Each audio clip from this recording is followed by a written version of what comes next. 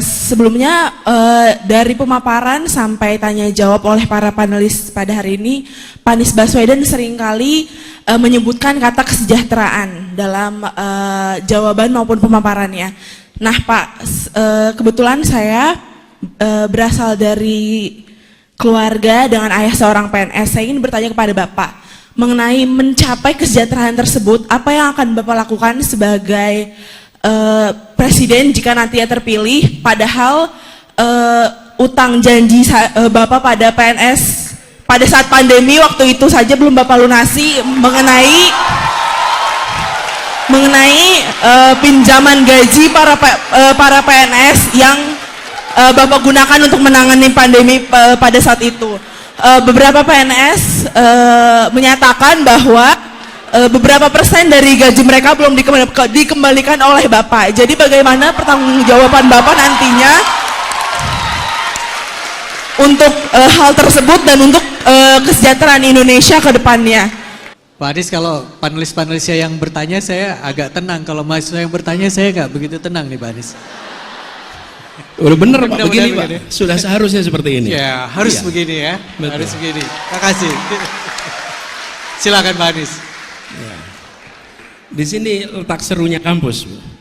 Jadi ada kebebasan berekspresi. Nah, saya ingin ceritakan bagi yang tidak tahu konteksnya tentang pertanyaan gaji ASN PNS yang ditahan.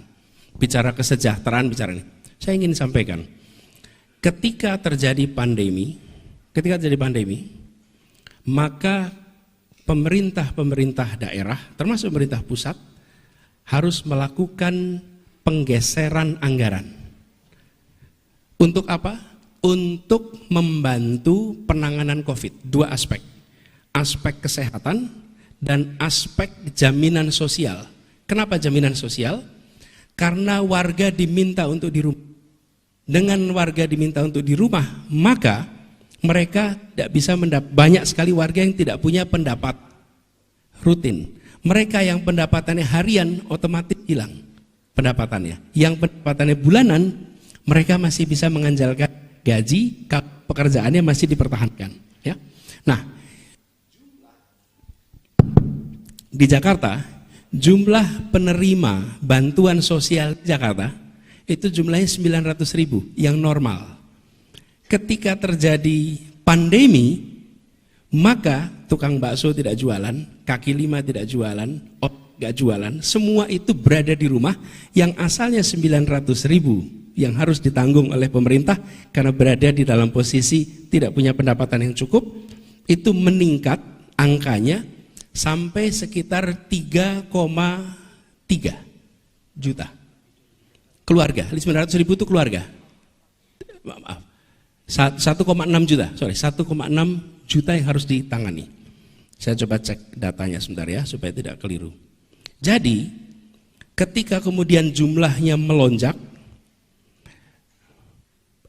saya beritahu angka ini karena bergeser. Kalau nggak salah di awal itu 2,4, sesudah itu menjadi 1,6, karena kemudian ada penyesuaian terkait dengan perubahan kondisi mereka. Nah, Anda bayangkan, ketika bantuan sosial yang 900.000 itu, 900.000 keluarga terima, lalu berubah menjadi 2,4 juta yang harus terima.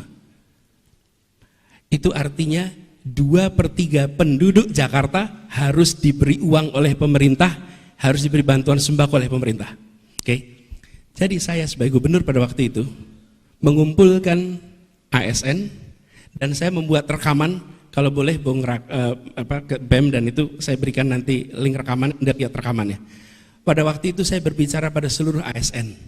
Sekarang ini ada uang nilainya 1,6 triliun mau dipakai untuk 60.000 ASN atau mau dipakai untuk menghidupi 2,4 juta keluarga di seluruh Jakarta.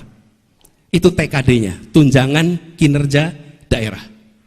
Jadi saya katakan pada ASN, kami teruskan uang ini pada Anda dan diterima oleh 60.000 ASN.